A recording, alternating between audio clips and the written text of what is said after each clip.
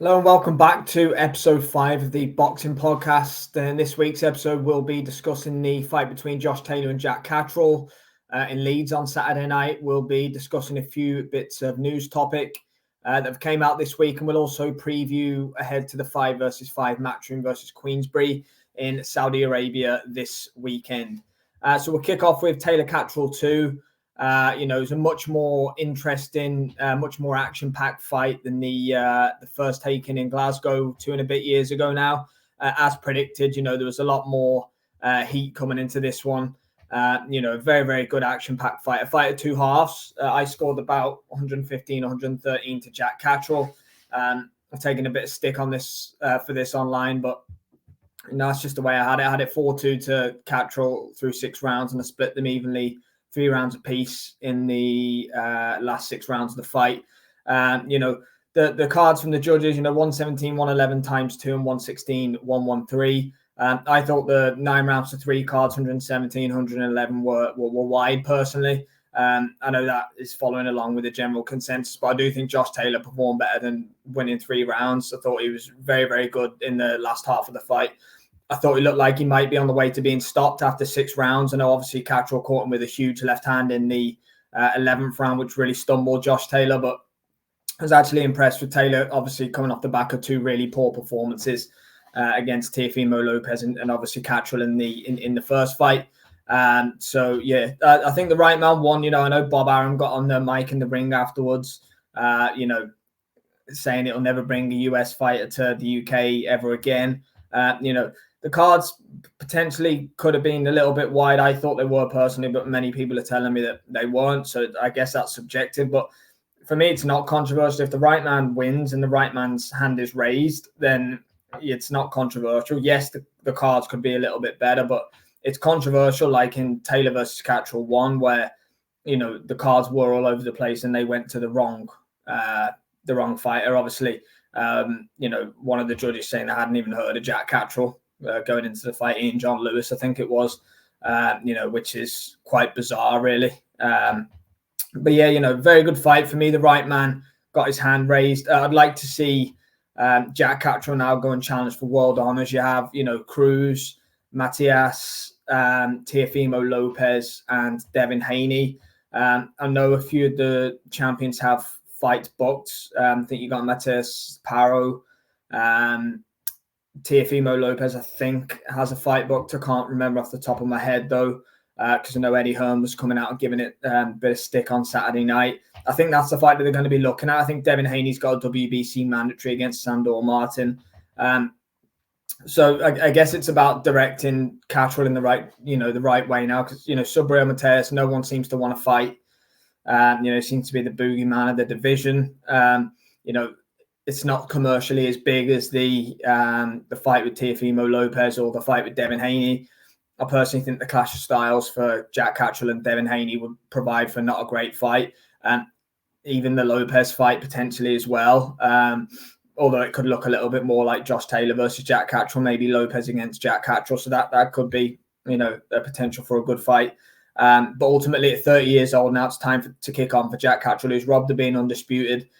He's wrote the wrong with Josh Taylor now. We can move on from that chapter for the time being. I'll come on to that shortly. He's got to go and fight for world honors now. Ultimately, for Jack Catterall and his team in his position, that Josh Taylor trilogy is always going to be there, whether he wins or loses in a world championship contest. I like the Lopez fight personally, towards the back end of the year. Eddie Hearn has a good stranglehold on the 140-pound division, so I've no doubt that he'll be able to maneuver him into that position for a shot. I think he was WBO mandatory when he initially challenged for Josh Taylor anyway. I'd like to see Catterall throw more combinations. He looks so good when he throws the combinations. You couldn't miss Taylor when he was doubling, tripling up on that right-hand jab. Anytime he, threw more than 2, 3, 4 punches in a combination, Taylor just couldn't live with him. But a lot of the fight, he was throwing single shots. I know that's Jack Catterall's style, and I was impressed that he was more aggressive in this fight than he was in the first fight. He had to put that right in his own head, I think, and he forced himself to do that, which is probably why he tired a little bit down the stretch. But yeah, a very, very good performance against Jack Catterall. Ultimately, beating a former undisputed champion at £140. So credit to him. In a sense of what's next for Josh Taylor, I'd like him to move up to £147. I know he looked better at the weight and he looked better on the scales this time. So did Catterall, in fairness. But yeah, I'd like to see him move up. I think he probably has drained himself over the years, and I think that could have had implications on his performances during this time period as well. Taylor has clearly regressed. He's had a tough career. He's been matched very differently to a lot of high level boxers and champions. The McGuigans had him in really, really tough fights. He wasn't a 20-0 guy that fought 20 fights that he should have been expected to win every single time. He might have been favourite in a lot of these fights, but he was matched very, very tough coming up. And you couple that with all the tough weight cuts that Taylor's had. He's looked like a skeleton on quite a few of his cuts to 140. Obviously, he looked better on Saturday night. But I think it's just caught with him. His ability to hold a shot doesn't look there as much. Catterall caught him with some good shots and hurt him a few times, but Catterall's not a big puncher. You put him in with bigger punchers now at 140 pounds. It looks like the legs might not be there for Josh Taylor. So I'd like to see him move up to 147 pounds, maybe going at European level, definitely take a step down from world level for his next fight. Ultimately he's lost 2 in a row on paper, but it's 3 in a row really with the first Catterall fight. I'd like to see Josh Taylor do that. The Catterall trilogy is probably what he's going to be looking for. It's his biggest payday. For me, that won't be for another at least 12, 18 months, I'd say, with the way Catterall's going, because it doesn't make sense for Catterall. It makes all the sense in the world for Taylor. Ultimately, he's won and achieved everything you can in the sport. Jack Catterall needs to still go out and do that. I'd like to see Taylor just drop down a level. But, he did perform well. He showed he still has gas left in the tank for sure. Showed a lot of heart in there. He's getting beat up through 6 rounds and really willed and pushed himself on. Gave Catterall a good check as well. But for me, overall, deserved winner Jack Catterall. Finally got to right the wrong from Glasgow 2.5 years ago.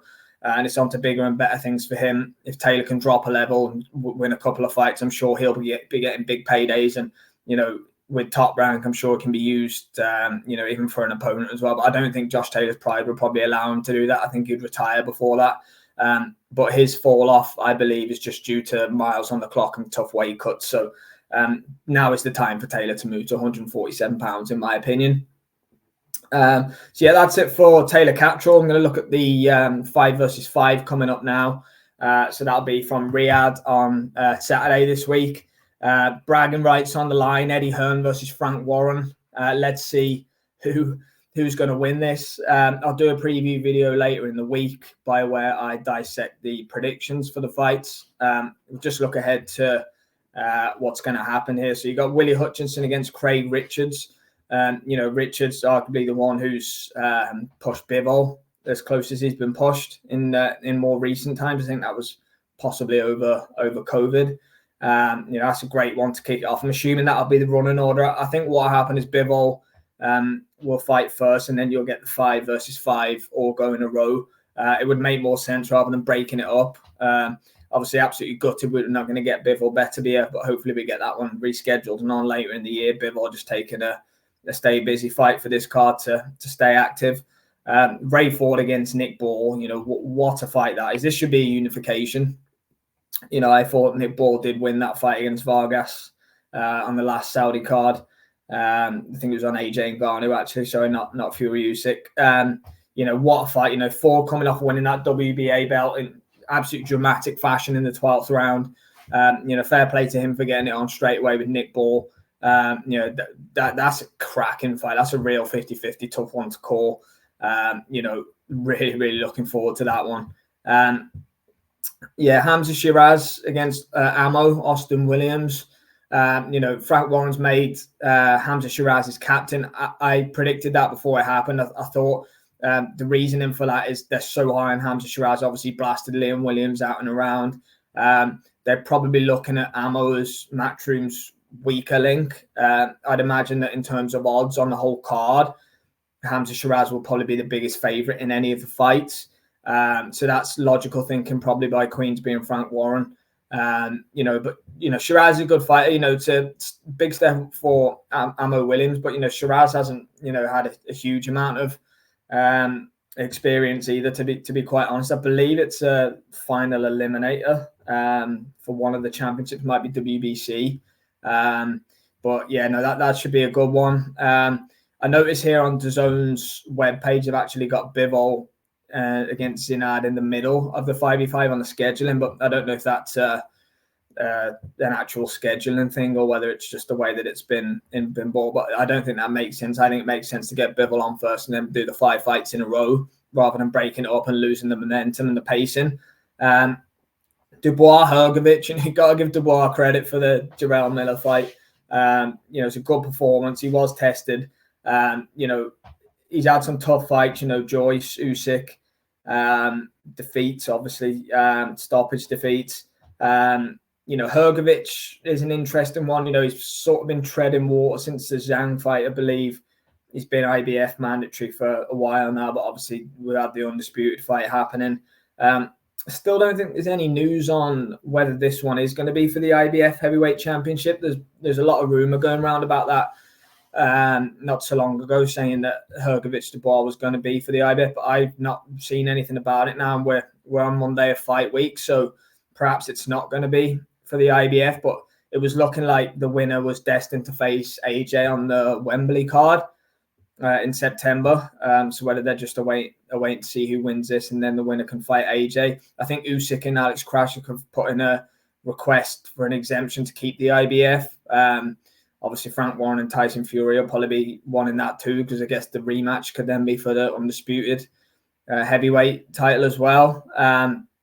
But yeah, Dubois, fair play to him for getting on. He's never ducking challenges anymore. He's got a long time to go in the sport.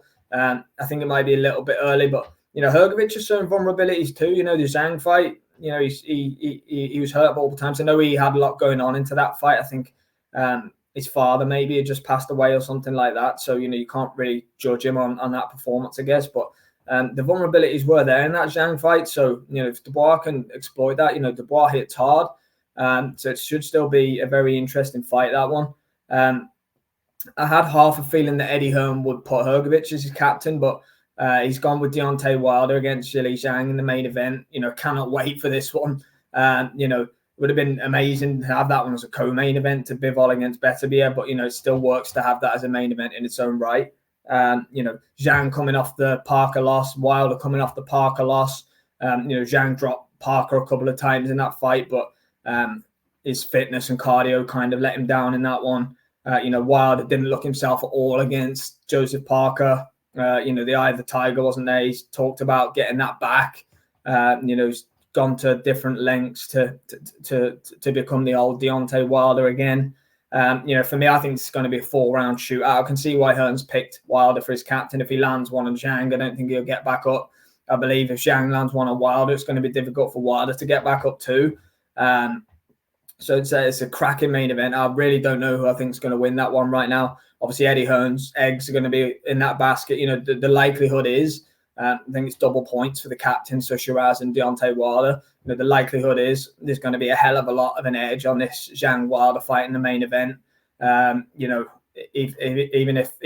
if Shiraz knocks out Ammo Williams, then it's a huge fight for Matchroom and Wilder. They're going to need to match that result against Zhang. So good news for that one is I cannot see any way on earth that it's not an unbelievable shootout. And first one who lands really is going to sleep, I think, regardless. So yeah, Wilder Zhang, cannot wait for that one. We'll release a video later in the week where we give predictions, points tallies, that kind of thing. But yeah, really looking forward to this one now. 3 huge fight weeks in a row: Fury, Usyk, Taylor Catterall, and the Queensbury versus Matchroom 5 versus 5. Boxing's in a great place at the moment. Just concluding with a couple of news bits from the week. Obviously, Ryan Garcia's B samples came back positive for Osterine. So, as expected, really. So I think Team Haney are pushing for a DQ, Eddie Hearn said, but I don't think that'll happen. I think it'll, a no contest is much more likely. Going to be interesting to see what happens from there. Obviously, Haney's probably going to fight Sandor Martin in his WBC mandatory. Do they look at making it again for after that? Who knows? But I think Garcia is going to go down the hair follicle route, similar to what Canelo Alvarez did. So I don't think we've seen the last of that one for now. Joe Joyce versus Derek Chisora was announced. I believe we're getting that on a July date for the O2 Arena. It's probably a loser leaves town match, in all fairness. Joyce hasn't looked great. He lost twice to Zhang, conclusively both times, really. But the knockout in the rematch was a bad one. Fought Cash Ali, stopped him, I think, in the last round in his comeback fight, but again, didn't look great. Chisora's kind of been on the way out and looked pretty shot, really, for a couple of years now. So I really don't see anywhere where the loser goes from here, to be honest with you. I think Joyce versus Bacoli would have been a better fight, and I think Joyce was close to taking that one, according to Bacoli's trainer, Billy Nelson. But, ultimately, he went for the Chisora fight. It's probably an easier fight, and it's probably bigger commercially, so you can't really blame him, I guess, in that sense. But, I think they're 39, 40 years old apiece, both of them. Just don't really see where the loser goes. I think Joyce probably takes it. I don't see it being a great fight, to be honest with you. But again, like I say, can't blame both gentlemen, really. They're probably going to earn a decent purse each out of it. And it'll sell out the O2 with Chisora's profile, I'd imagine, as well. So, that'll wrap it up for episode 5 of the Boxing Podcast. Thanks very much, everybody, for tuning in. Please like, comment, and subscribe as always. Plenty of content coming out this week. We'll do the 5v5 predictions. We'll look ahead to that, and we'll keep it all coming. But thanks very much. Take care, everybody.